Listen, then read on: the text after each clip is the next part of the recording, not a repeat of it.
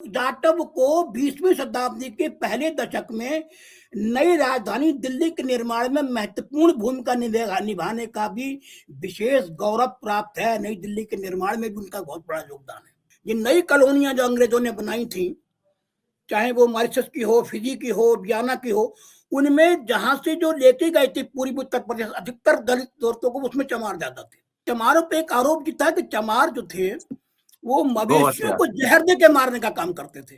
गौ हत्या। और एक बहुत बड़ा भ्रम, हाँ, एक बहुत बड़ा भ्रम फैला रखा था। पहली बात तो ये कि चमार शब्द का अर्थ उन्होंने ये लगाया है कि वो जो चमड़े का काम करता है वही चमार है, इसमें उड़ाया है। दक्षिण पंथ के इतिहासकार हों, चाहे वो वाम पंथ के इतिहासकार हों, उन्होंने दलितों के संघर्ष की निरंतर उपेक्षा की है। 1935 में उत्तर प्रदेश सरकार ने चमारों को एक उपनाम जाटव को स्वीकार किया।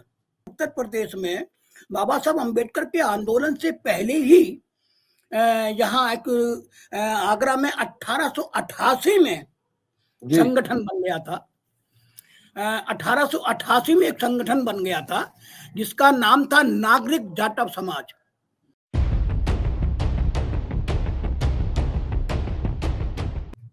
किताब पर चर्चा, अम्बेडकरनामा की एक खास पेशकश।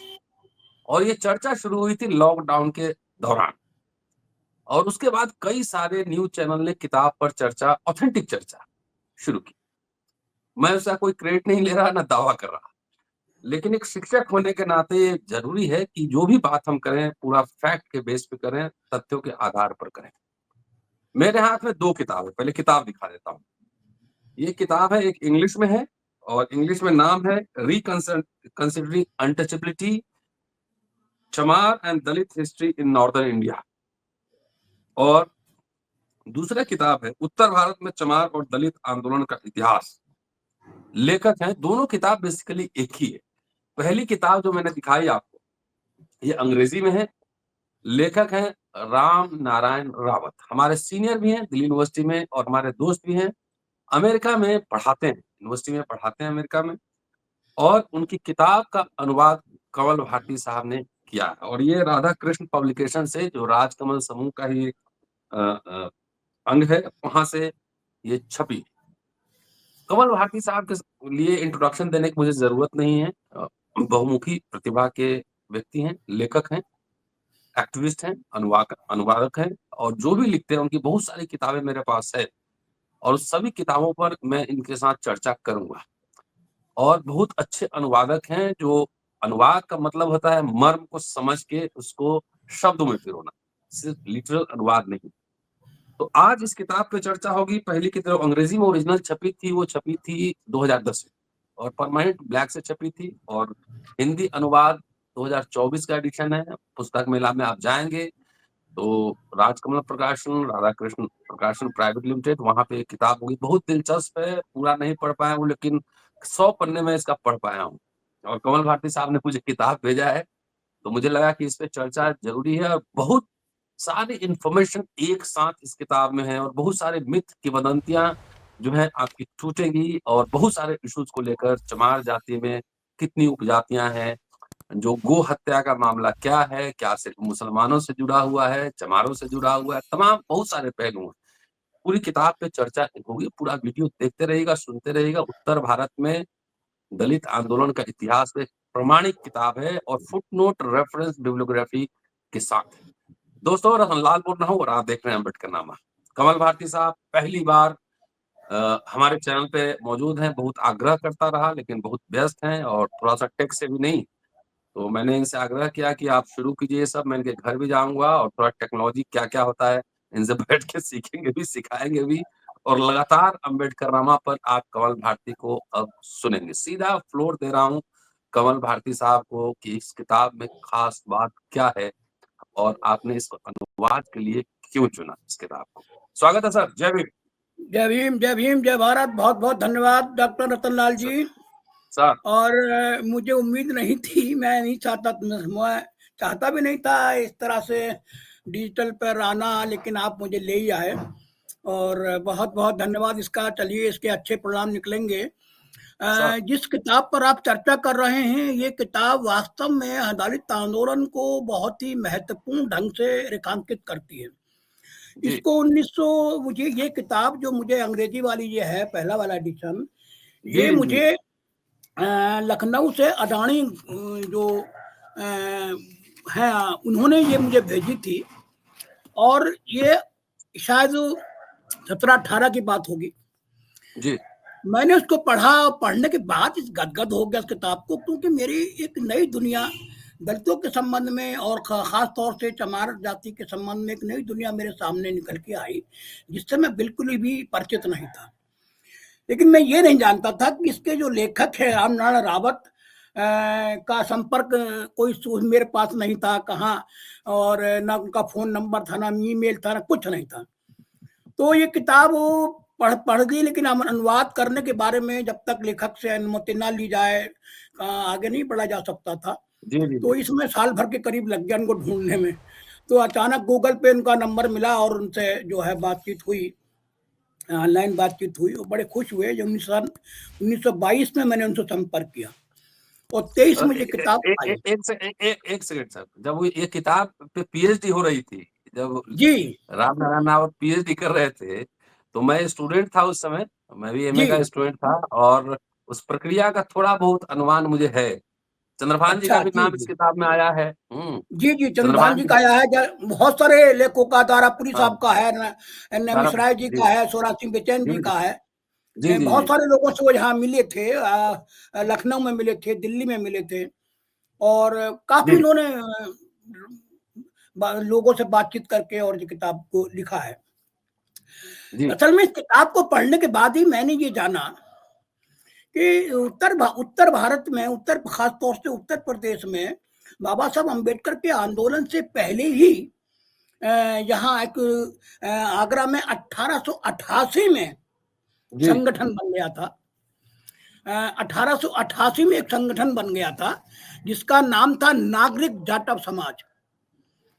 ये 1888 की बात है, नागरिक जाटव समाज, जबकि 1880 में आर्य समाज आता है, और उसके 1888 में नागरिक जाटव समाज बना। तो ये बहुत ही बड़ी बात थी, और जाटव को उस समय कोई राजनीतिक या सरकारी मान्यता प्राप्त नहीं थी उस शब्द को, जिस समय ये बना। इसकी उन्होंने लड़ाई लड़ी इसी संगठन ने, उसमें और भी बहुत सारे लोग थे, और जो 1935 में उत्तर प्रदेश सरकार ने चमारों को एक उपनाम जाटव को स्वीकार किया 35, और गाजियाबाद में इसके लिए बहुत बड़ा जश्न मना। वहाँ तमाम जाटवों का एक बहुत बड़ा सम्मेलन हुआ, और इस घटना को, इस विजय को वहाँ पर सेलिब्रेट किया गया। और सर एक मिनट, हम लोग बीच में छूट गए। 1922 में रामनारायण रावत से आपकी बात हुई, थोड़ा वो बता दीजिएगा तो थोड़ा और दिलचस्प हो जाएगा जी। उसके बाद हम गाजियाबाद पे आएंगे जी। हाँ, असल में मैंने उनको एक मेल मिल गया था मुझे उनका गूगल पे, तो मैंने मेल कर दिया था कि मैं इस किताब को हिंदी में अनुवाद करना चाहता हूँ, क्योंकि ये ऐसी महत्वपूर्ण किताब है कि दलित समुदाय के लोगों को, खास तौर से चमारों को जानना चाहिए कि उनका अपना राजनीतिक और सामाजिक संघर्ष का इतिहास क्या है। क्योंकि इतिहासकारों ने, खास तौर से भारतीय इतिहासकारों ने, तो और चाहे वो दक्षिण पंथ के इतिहासकार हों, चाहे वो वाम पंथ के इतिहासकार हों, उन्होंने दलितों के संघर्ष की निरंतर उपेक्षा की है। कहीं दलितों का संघर्ष हमारे इन इतिहासों में कहीं उपस्थिति नहीं है। तो इसलिए इसको पढ़ना जरूरी था, और इसका हिंदी में अगर आ जाए तो बहुत अच्छा होगा, अगर आप अनुमति दे दें तो। वो मेल उनको काफी समय बाद कहीं उनको नजर पड़ा, बहुत समय बाद, तो उन्होंने मेल पे ही मुझे बड़ी खुश हुए, और मुझे बोले कि ऐसी एक इच्छा मुझसे किसी और ने भी की थी, और अगर आप इसे कर दें तो मैं बड़ा आभारी होऊंगा आपका। बहरहाल वो उस तरह से बात हुई, बड़े खुश हुए वो, और उनकी अनुमति मिली। कॉपीराइट का वो भी एक समस्या थी, तो बोले इसकी चिंता आप ना करें, ये सब मेरे ऊपर छोड़ दें, आप अनुवाद का काम करें, क्योंकि लेखक तो मैं हूँ। बहरहाल अनुवाद किया, और अनुवाद ही करने के बाद मैं एक एक चैप्टर का अनुवाद करता गया, उनको भेजता गया, ताकि वो भी अपनी टेक्निकली देख लें कि उसमें कुछ रह तो नहीं गया। तो उनको भी वो अनुवाद काफी पसंद आया। इस तरह से ये किताब छपी। अच्छा, उनकी ये इच्छा थी कि किसी बड़े पब्लिकेशन से छपे, तो मैंने राजकुमार वालों से बात की, उन्होंने, वो तैयार हो गए, तो आ गई किताब। तो इस किताब के अंदर जो कई, आप जैसा कि आपने शुरू में कहा कि ये किताब कई मिथों को तोड़ती है दर्दों के संबंध में, खासतौर से चमारों के संबंध में। पहली बात तो ये कि चमार शब्द का अर्थ उन्होंने ये लगाया है कि वो जो चमड़े का काम करता है वही चमार है। इस मिथ को तोड़ाया है, इस मिथ को तोड़ा है। मतलब अगर चमार है तो चमार चमड़े का काम करता ही होगा। ये एक स्टीरियोटाइप इसे कहते हैं कि धारणा, रूढ़ धारणा बनी हुई है हिंदू समाज की, बल्कि हिंदू क्या बाकी पूरे भारतीय समाज की बनी हुई है। चमार हैं तो आप चमड़े का काम तो करते ही होंगे। तो ये रामनारायण रावत ने इसको इस किताब में साबित किया है कि मुश्किल से 10, 15, 20% लोग हैं, इससे भी कम होंगे कि जो चमड़े का काम करते हैं, बाकी सारी आबादी चमारों की किसान है। और उसी तरह की किसान है, जिस तरह के किसान पटेल हैं या यादव अहीर हैं या और लोग हैं, और जो किसान जातियां हैं, उन्हीं के टक्कर के ये भी किसान हैं। और उन्होंने एक 1921 में, 1920 के दशक में जो पूर्वी उत्तर प्रदेश में किसान आंदोलन हुआ था,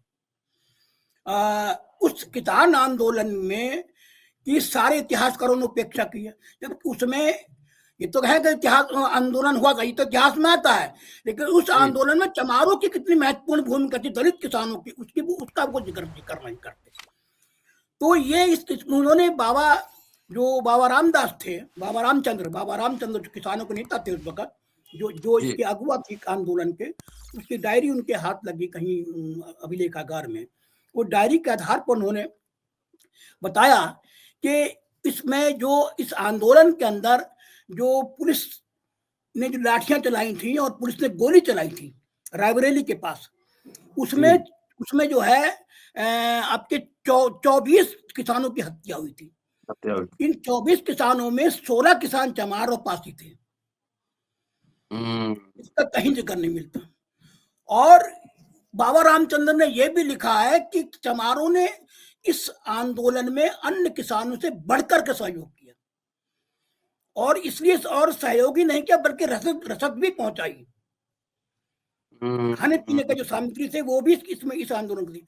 और उसका कारण जो उन्होंने कई चमार किसानों के स्टेटमेंट्स दिए हैं रामनारायण रावत ने, उन्होंने बताया कि हमारे के जो जमींदार का जो साम्राज्य था, जमींदारों के जो अत्याचार थे, उस अत्याचार से सारे किसान परेशान थे। अगर वो बेदखली करते तो बेदखली में केवल दूसरे किसान ही, हमारा नंबर सबसे पहले था। हम तो थोड़े असहाय थे, गरीब थे थोड़े, तो इसलिए हमने किसान आंदोलन में उन्होंने साथ दिया और एक बेहतरीन उन्होंने काम किया। तो ये बाबा रामचंद्र के हवाले से और पूरा उन्होंने वगैरह से एक दिया। दूसरा उन्होंने क्या कि चमारों पे एक आरोप जीता है कि चमार जो थे वो मवेशियों को जहर दे के मारने का काम करते थे। और एक बहुत बड़ा भ्रम, एक बहुत बड़ा भ्रम फैला रखा था। और ये भ्रम 1800 के करीब, 1700 1800 के 18वीं और 18वीं शताब्दी के अंदर बहुत व्यापक था, और ये 21वीं शताब्दी तक आया। और 20वीं शताब्दी तक अभी जो झज्जर में जो कांड हुआ था हरियाणा में, जो 5 चमारों को जो मॉब लिंचिंग की गई थी, जो गाय को लेके जा रहे थे, उन पे यही आरोप लगाया गया था। ये था 2006 की बात है। उन पे यही आरोप लगाया गया था कि इन्होंने जहर दे के इनको मारा गाय को। ये तो वो अब लगा लीजिए कि उनके दिमाग में ये बैठा हुआ है, जबकि वो उनकी गाय की खाल निकालने के लिए जा रहे थे। तो एक तो इन्होंने इसका मिथ तोड़ा है, और इसका भी मिथ जबरदस्त ढंग से वहाँ जांच हुई है। और जांच में जो कुछ अंग्रेज ईमानदार ऑफिसर थे जिन्होंने पूरी जांच की, और ये उन्होंने दिया कि चमारों को एक खास मानसिकता के तहत आरोपी बनाया गया। और उन्होंने बहुत सारे मरे हुए पशुओं का पोस्टमार्टम किया, और पोस्टमार्टम में कोई संख्या नहीं पाई गई, मतलब कोई जहर देने वाली कोई चीज नहीं। हाँ, कि ये संख्या दे के मार देते थे उसको, वो ऐसा कोई सबूत नहीं मिला।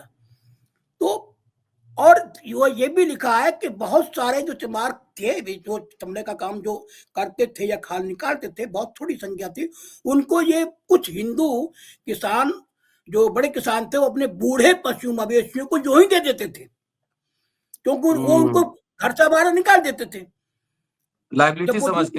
जब वो दूध देना बंद कर देती थी, हल में काम करना बंद कर देते थे, जितने से वो मतलब बूढ़े हो जाते थे बैल या गाय, दूध देना बंद कर देते तो निकाल देते थे, तो सड़कों पे आवारा घूमने के लिए। आज भी है ये, आज भी एक बड़ी संख्या में एक बहुत बड़ी समस्या है ये। तो वो उनको पशुओं को ले जाते थे, वो उनका अधिकार होता था। तो एक तो उन्होंने ये किया है, और बहुत बड़ा ये दो जो आरोप थे। अब दूसरी बात, इस किताब में जाटवों के ऊपर है कि आगरा के और जाटव जो इतने पैसे वाले हुए, कैसे हुए और कहाँ से हुए, ये उनका आरोप था।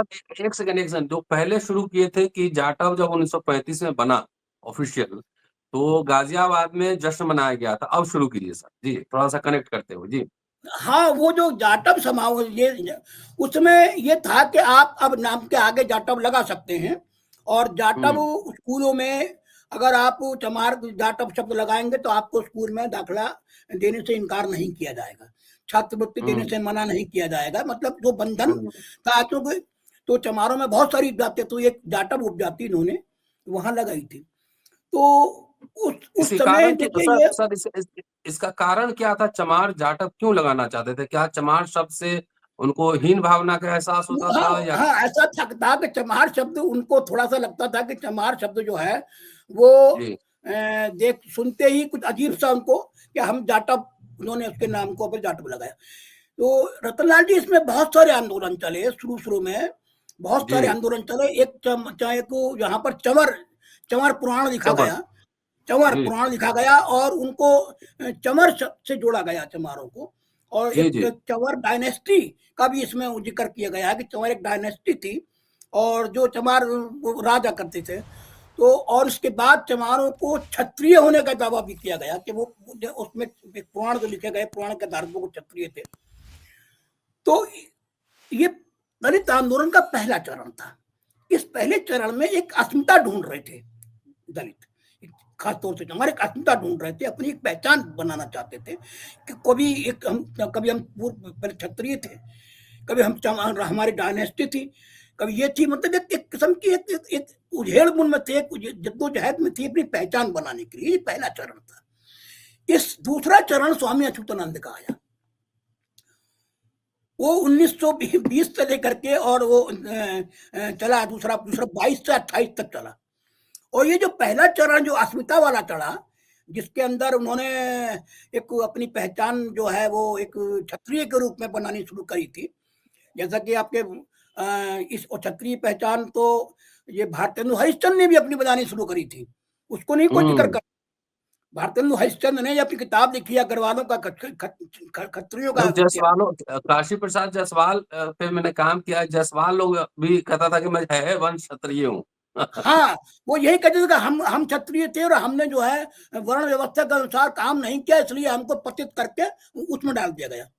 यही सेम यही थ्योरी इन्होंने, चमारों ने, जाटवों ने उठा करके अपने को क्षत्रिय होने का दावा किया। तो ये जो 1922 में जो दूसरा चरण हुआ दलित आंदोलन का, इतिहास में यही सबसे महत्वपूर्ण क्रांतिकारी मोड़ था दलितों के जीवन का, दलितों के संघर्ष का। स्वामी अच्युतानंद ने कहा कि नाम क्षत्रिय थे, नाम ब्राह्मण थे, न कुछ थे, हम आदि निवासी हैं। और उन्हें मूल निवासी की पहचान बनाई, आदि निवासी की। और आदि हिंदू महासभा, शायद उस दौर में हिंदू महासभा बन चुकी थी जी, 25 में शायद और 25 में बनी थी। और महासभा, और इन्होंने शायद उसी के आसपास या उससे पहले आरएसएस बनी थी 25 में, 1910 या 15 में हिंदू महासभा बनी थी। हिंदू महासभा बनी, सॉरी, हिंदू महासभा पहले बन गई थी। और शायद उसी के काउंटर में, या कुछ भी कहिए, कि हम इस हिंदू महासभा के अंतर्गत अपना आंदोलन नहीं चलाएंगे, ना इनके झांसे में आएंगे, ना इनकी बातें मानेंगे, ना हम हिंदू महासभा के सिद्धांत पर चलेंगे। तो उन्होंने अपना आदि हिंदू महासभा बनाया जी। और आदि हिंदू महासभा के अंदर उन्होंने जो आंदोलन चलाया, जो 28 तक चला, जिसकी बड़ी अच्छे सम्मेलन हुए। इलाहाबाद में इतना बड़ा महान सम्मेलन हुआ इसका कि उसमें 20,000 लोगों का जुलूस निकला था, हाथियों पर जुलूस निकला था, अगाड़ों के साथ जुलूस निकला था। और उसमें उन्होंने ये नारा लगाया था आदि हिंदू आंदोलन का सबसे पहला नारा ये था कि हमें हिंदू फोल्ड में हम नहीं है। सबसे पहला नारा दिया है कि और अंग्रेज हमारे जो अंग्रेजों को जो भगाने की बात चल रही थी, अंग्रेज को जाने की, उसके खिलाफ भी इन्होंने आंदोलन चलाया। हेलो जी जी जी, आप बोलते रहिए, मैं सुन रहा हूँ। हाँ, पूरी तो किताब देख उन्होंने रहा हूँ कहा लाइब्रेरी कि आपकी। ये जो आंदोलन है, आदि हिंदू आंदोलन, इन्होंने एक अंग्रेजी शासन की प्रशंसा की और कहा कि हमें जो भी अधिकार मिले, शिक्षा के जो अधिकार मिले, राजनीति के जो अधिकार मिले, वो अंग्रेजों के आने के बाद मिले।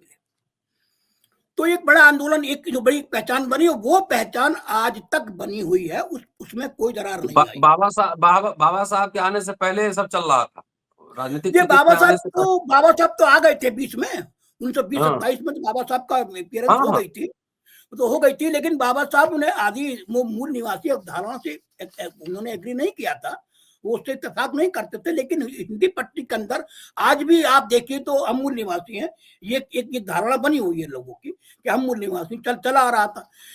और स्वामी अच्युतानंद ने भी बाद में काफी हद तक बाबा साहब के साथ मिलकर के एक आंदोलन को एक नई दिशा दी। तो ये इन्होंने जो भी इस किताब के अंदर है, ये अद्भुत है, और ये इससे पहले शायद नहीं था। एक नई व्याख्या है दलित संघर्ष की, दलित आंदोलन की एक नई व्याख्या है। दलितों ने किस तरह से गंदे पेशों के खिलाफ, जब और बताएं हम आपको, इस किताब में एक और महत्वपूर्ण चीज मिली है कि जिस समय ये नई कॉलोनियां जो अंग्रेजों ने बनाई थी, चाहे वो मॉरिशस की हो, फिजी की हो, बियाना की हो, उनमें जहां से जो लेके गए थे पूर्वी उत्तर प्रदेश, अधिकतर दलित औरतों को उसमें चमार जाता थे। 20% से अधिक जो है वहां, यहाँ से चमारों ने पलायन किया था। और वहां एक चमारों की एक संस्था ने, इसमें लिखा है किताब के अंदर, उस समय एक पोस्टर निकाला था, चलो फिजी की ओर चलो। और यहाँ क्या रखा है, यहाँ तो वही छुआछूत है, जमींदारों के जुल्म है, ब्राह्मणों के जुल्म है, और कम से कम वहां रहेंगे, नई कॉलोनी बनेगी, बच्चों को पढ़ा, अंग्रेजों ने कहा था वहां तुम्हारे बच्चों को पढ़ाएंगे लिखाएंगे, अच्छा जहां से शांत वातावरण मिलेगा आपको, जहां तो आपका बहुत धन। तो काफी लोगों में वहां गए थे। रामनारायण रावत ने वहां जो लोग गए थे, वो उनके पानी के जहाजों के टिकटों के आधार पर उन्होंने ये संख्या निकाली है। क्या बात, जो जहाज के टिकट थे रिटर्न के, उन टिकटों का पूरा विवरण वहां मौजूद है अभिलेखागारों में, कौन कौन लोग आए थे। और उसमें उन टिकटों के आधार पर कहा कि ये जो है इनकी जाति क्या थी, जाति और नाम पूरा का पूरा था, और उनका किस जिले से आए थे। तो अधिकतर वो जो आए थे वो रायबरेली जिले से और गोरखपुर से और बस्ती से, देवरी, ऐसे इन लोग इधर से ज्यादा आए थे। और वहां पे एक नई कॉलोनी बनी, नए वो उन्होंने नया, उनका जीवन का नया विकास हुआ। वहां पढ़े लिखे अगर इंडिया में रहते तो वो कभी भी नहीं बन पाते। वहां पे मुख्यमंत्री बने, व्यापारी बने, अधिकारी बने, प्रोफेसर बने। तो उसमें काफी लोग बाहर बने और राजनीति में आए, यहाँ संभव नहीं था। तो एक तो उन्होंने ये दिया कि किस तरह से उन्होंने जो है दलितों को वहां पर जाने के लिए पलायन कर लिया और बड़ा। और दूसरी बात, उन्होंने जब एक इस किताब में एक और भी है उस दौर के अंदर, ये तो जैसे उन्होंने जो ये है, ये जो ब्रिक्स की किताब है चमार, और भी लोगों सबको खंडन किया है। उन्होंने कहा कि इन्होंने चमारों की छवि खराब की है, ब्रिक्स ने भी खराब की है, और ब्रिक्स ने भी वही बताया है दूसरा से कि ये चमड़े का काम वगैरह। तो वो उसमें रामराय ने खंडन करते बताया कि चमार बहुत सारे काम करते थे, केवल चमड़े का काम तो नहीं करते, जो करते थे लेकिन इसके अलावा बहुत दूध बेचते थे, घी बनाते थे, टोकरियां बनाते थे, वो सिलाई करके उनका वो बुनते थे, बहुत सारे काम करते थे। मेरे दादा दादी कलकत्ता के जूट मिल में मजदूर थे। जी, मजदूर थे। उसका भी जिक्र उन्होंने किया है कि कलकत्ता की जूट मिल में कितने चमार थे, तो कितने दलित थे, सबका जिक्र किया उन्होंने। और काफी वो काम करते थे, राजगीर थे, मकान बनाते थे, कुआं खोदने का काम करते थे। तो वो सारे काम करते थे, तो अकेले ये नहीं था। अच्छा, एक बात का उन्होंने ये जरूर दिया है कि उत्तर प्रदेश में, उत्तर भारत में दलितों की स्थिति वो नहीं थी जो दक्षिण भारत में थी। मतलब यहाँ के चमारों में दलितों के गले में हंड या कमर में झाड़ू लटकाने वाली प्रथा यहाँ नहीं थी। वो शायद जहाँ वो कबीर और संत रविदास की जो परंपरा थी, जी, जी, इसलिए जी। थोड़ा-सा उसका इम्पैक्ट जो है ना लचीलापन हिंदू धर्म में वो लचीलापन था। लचीलापन। दूसरी बात ये कि इन्होंने लिखा है रामनारायण ने कि बड़े-बड़े जमींदारों ने ये माना था कि चमार महत्वपूर्ण हलवा है। इनके बगैर खेती हो ही नहीं सकती। हो नहीं सकती। इनको खेती की, जमीन की, बीज की इतनी पहचान थी कि वैज्ञानिक को क्या होगी। वो जानते थे कि खेत में किस स्थान पे कब वो उपज करना है, कब काटना, क्या करना है।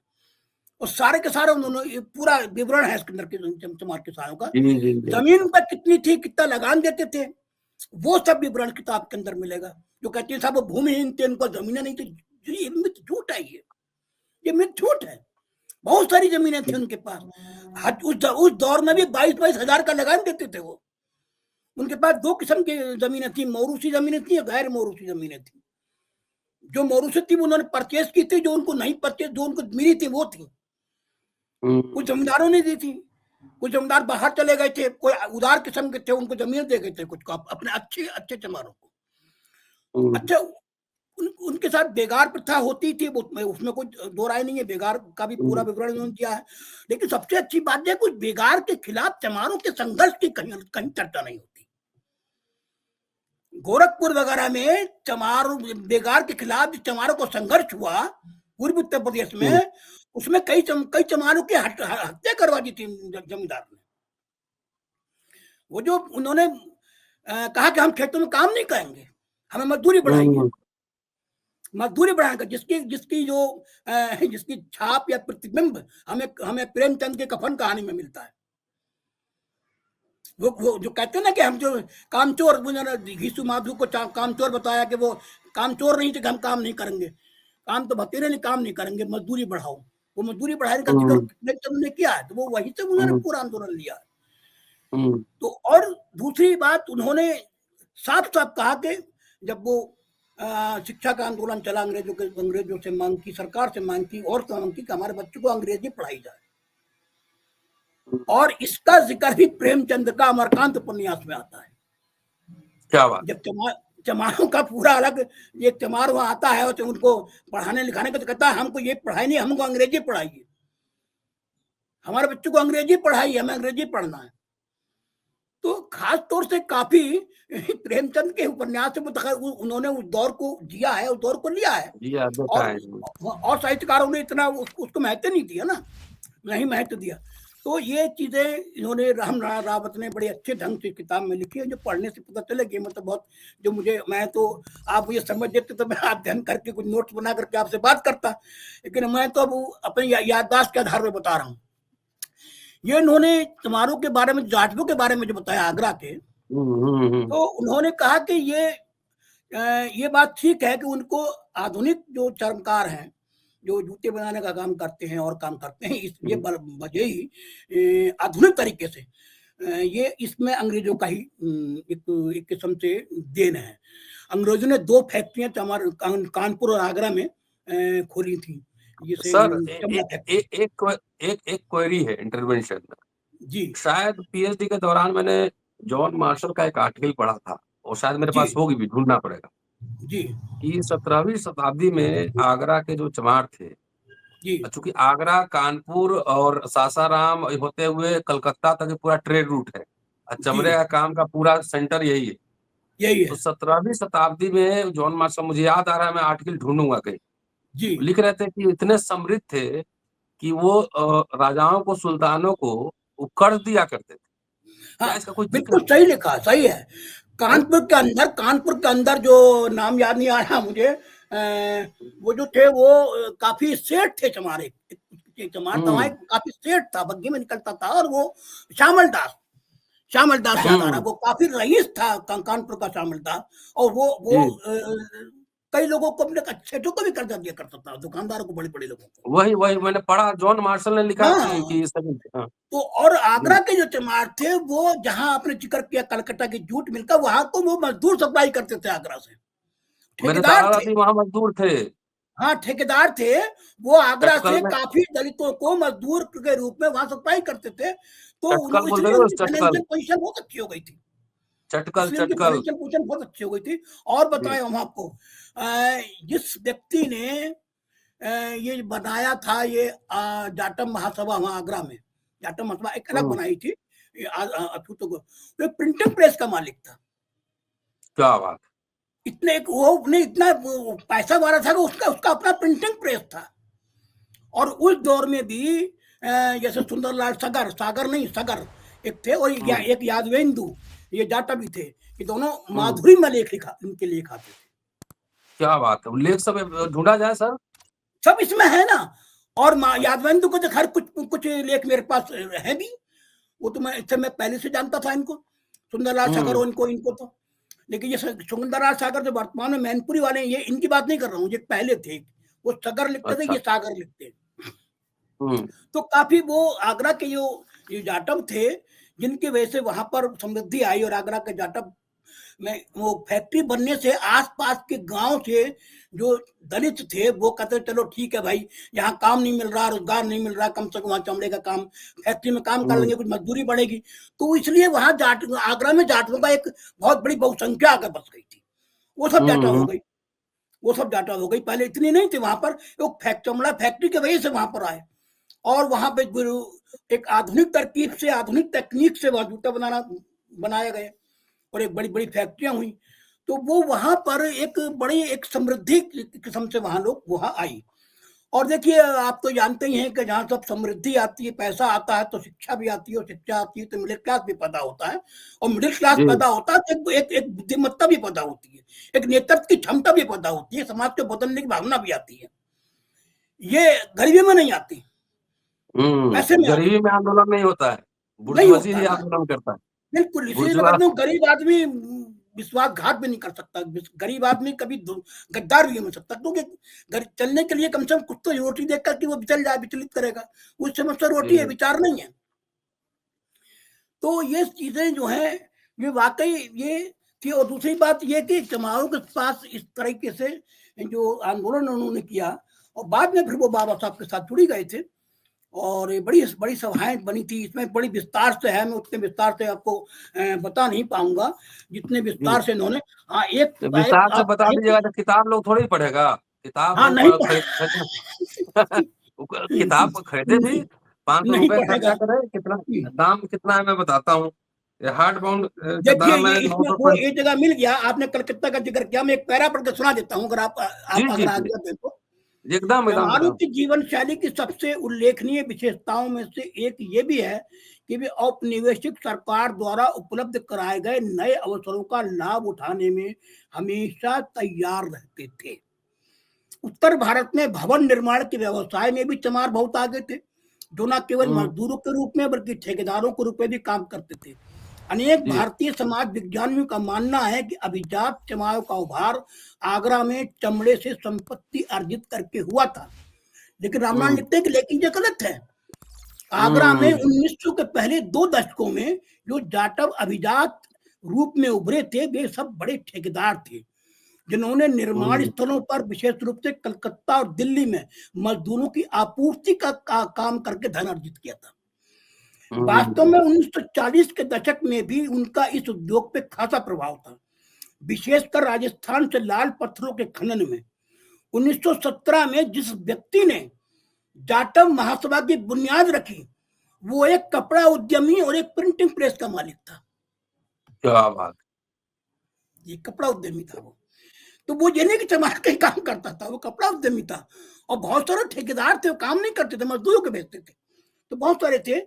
और यही नहीं, जाटव को 20वीं शताब्दी के पहले दशक में नई राजधानी दिल्ली के निर्माण में महत्वपूर्ण भूमिका निभाने का भी विशेष गौरव प्राप्त है। नई दिल्ली के निर्माण में भी उनका बहुत बड़ा योगदान है। जाटवों ने रेलवे और परियोजनाओं में भी काम किया, न केवल गांवों में विकास काम के विकल्प के रूप में, बल्कि गांवों की सीमाओं से बाहर निकलने के अवसरों के रूप में भी, और गरीब मिट्टिया मजदूरों के रूप में भी हो गए।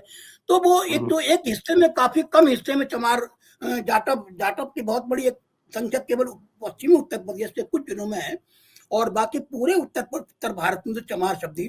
चमार में कितनी उपजातियां ये भी इस किताब में लिखा है। जैसवार है, जैसे अंदर जैसवार है, कुरील है, जो धूसिया हैं, ये सारा का सारा उन सबके कौन कौन जो संगठन थे उनका भी जिक्र है। क्या बात कानपुर में मोची का काम करने वाले चमारों ने भी हड़ताल की थी, इसका जिक्र भी इस किताब में है, इतिहास में नहीं मिलता। क्या बात। तो इसलिए ये किताब इतनी महत्वपूर्ण है कि मैं समझता हूँ कि प्रत्येक दलित को इसका अध्ययन करना चाहिए, पढ़ना चाहिए। और मगर हमारे आजकल के जो साहित्यकार हैं, दलित साहित्यकार का वो कविता उपन्यास में तो चलो ठीक है, वो क्रिएटिव वर्क है जो कर रहे हैं, अच्छा कर रहे हैं, लेकिन शेष जो क्रिएटिव काम नहीं कर रहे हैं वो अपना सारा समय राजनीतिक टिप्पणियों में बर्बाद कर रहे हैं। उसी पे आ रहा हूँ, एक आखिरी सवाल लूंगा सर। अभी किताब में पूरी बात नहीं सुनूंगा, क्योंकि जब पूरा सुना ही देंगे तो लोग खरीदेंगे कैसे किताब, पढ़ेंगे कैसे? जी जी जी। थोड़ा सा पैसा खर्चा करें, किताब खरीदे, थोड़ा सा पढ़ेंगे, उसमें से पेन पेंसिल से मार्क करेंगे, अपना अपना इतिहास ढूंढेंगे कि हम कहाँ थे, कैसे थे, क्या थे, क्या हो गया। हमारे को नहीं, सब पासियों का है इसके अंदर, पासियों का भी जिक्र है, बहुत है। और किस तरह से उनको समारोह के साथ उनका उठना बैठना था, खाना, सब बहुत सारे इसमें है। मतलब कोई ऐसा कोई सामाजिक भेदभाव उनमें रहे, इनमें नहीं था। एक बड़ा कारण इसमें दिया है। जी आप बताएं, कौन सा एक लास्ट क्वेश्चन। एक सवाल ये है कि अब तो जात जात की पार्टियां बन गई हैं जी, तो मेरा ये कहना है कि समारोह राजनीति बाद में कर लेना, पहले अपना असली इतिहास पढ़ो। क्या आज के पॉलिटिकल क्लास नेता नहीं पढ़ते ना, नहीं पढ़ते। मैं तो फेसबुक पर देखता हूँ, जरा सी किसी ने बीजेपी ने कोई बात कह दी, उसको भड़ करके लंबी पोस्ट मार डाली। अरे तुम अपनी ऊर्जा इसमें क्यों बर्बाद कर रहे हो भाई? अपने इतिहास को, जो इतिहास पर लिखो, किताबें लिख करके जाओ, अपनी पीढ़ियों को दे के जाओ। ये तुम्हारी छोटी छोटी टिप्पणियां कौन देख रहा है, कौन पढ़ रहा है? मैं भी बहुत देर तक फंसा हुआ था इस जाल में, इस लोकप्रिय थोड़ी सी, मैंने वो अपने आप को बंद खत्म कर दिया इसको। मैंने भी बंद कर दिया। हाँ, बंद कर दिया, क्योंकि अब ये साहित्य, ये जो काम, ये ज्यादा महत्वपूर्ण काम है, ज्यादा महत्वपूर्ण काम है। तो नेता लोग पढ़ते नहीं हैं। दूसरा काम कर रहा हूँ, वो बाबा साहब अम्बेडकर के उस अंतरंग व्यक्तित्व को ला रहा हूँ, जो उनका, इनके अंदर एक प्यार का भी हृदय था, उमड़ता था, कैसे कैसे वो उपमाएं देते थे, वो मैं ला रहा हूँ। वो और भी बहुत सारी चीजें काम करने के लिए है ना इतिहास पे। खाली हम इसमें क्यों फंसे राजनीतिक टिप्पणियों के अंदर? वो जो भाई पूरा फुल स्क्रीन करके पूरा लाइब्रेरी मैंने आपका पीछे देख लिया, बहुत माल पड़ा हुआ है, मैं किसी दिन आके उसमें से छाप दूंगा। ये वाला भी देख लीजिए, ये वाला भी देख लीजिए। हाँ, बहुत माल पड़ा हुआ है। जी जी जी जी जी, देख लिया, बहुत माल पड़ा हुआ है। एक दिन आके मैं सब कब्जा करूंगा एक दिन। मैं क्या करें, मेरी एक दो बोरे किताबों जब पानी भर गया मेरे कमरों में, तो वो सब गल गई, सब फेंक दी। घुटने घुटने पानी भर गया था मेरे कमरों में।